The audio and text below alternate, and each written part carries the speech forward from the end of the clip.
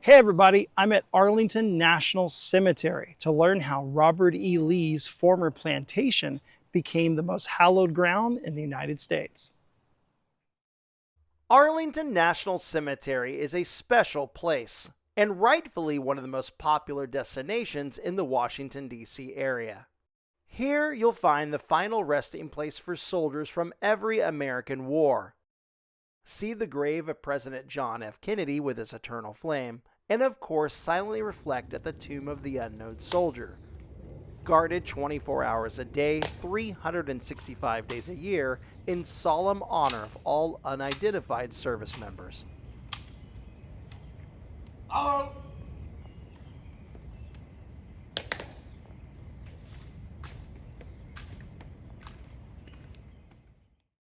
Yet, high on a hill overlooking the cemetery and the nation's capital stands Arlington House, which was once the elegant plantation home of Mary Anna Custis Lee, wife of famed Confederate General Robert E. Lee and the great-granddaughter of Martha Washington.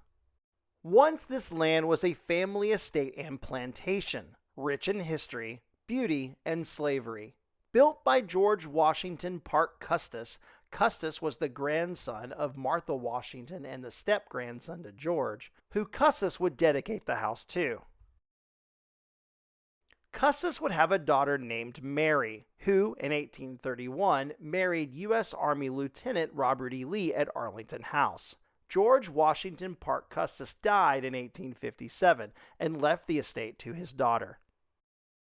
In addition to the Custis and Lee families who called Arlington home, over 60 slaves lived and toiled here as well. And by 1860, it would be slavery and the Civil War that would forever change the place from a family plantation to a symbol of sacrifice, loss, and ultimately national unity. When Virginia seceded from the Union in April of 1861, Robert E. Lee made the fateful choice to resign from the U.S. Army and join the Confederacy. Knowing Arlington would almost certainly be seized by Union forces, Mary Lee packed up a few personal belongings and left her beloved home. She would never live there again. Union troops quickly crossed the Potomac and occupied the estate to defend Washington, D.C. Arlington House became the headquarters of the Army of the Potomac, and soon the federal government set its sights on permanently claiming the land, not just for military use, but for something far more permanent. By 1864, the Civil War had entered its bloodiest phase. The death toll was staggering. Union soldiers were dying by the thousands from disease and in battles like the Wilderness and Spotsylvania, just miles from Washington. The cemeteries in and around the Capitol were overflowing.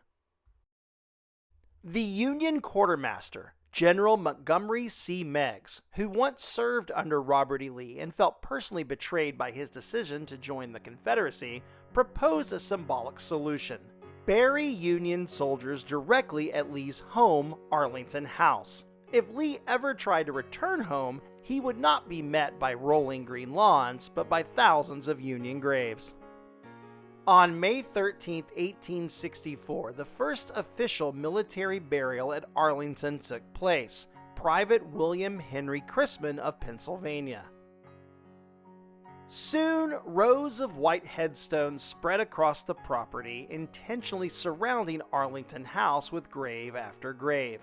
General Meigs ordered burials as close to the mansion as possible, even creating a mass grave behind the house for some 2,000 unknown soldiers. What began as a pragmatic necessity soon transformed into a sacred purpose. Arlington was no longer just land or a family's home. It was hallowed ground, consecrated by the sacrifice of thousands. After the Civil War concluded, Mary Custis Lee attempted to reclaim her estate, but the U.S. government refused. Her son, George Washington Custis Lee, sued, and in 1882 the Supreme Court ruled the land had been illegally seized. The government was forced to buy it from him for $150,000, officially making Arlington a permanent national cemetery. Yet at the heart of Arlington still stands Arlington House. From its portico, where Robert E. Lee once stood, you can now take in an outstanding view of our nation's capital. Yet you can also look over tens of thousands of white headstones, each marking a life given in service to the United States. Arlington began as a home of a family. Today, it belongs to a nation. So come to Arlington National Cemetery. It's one of the best places in America.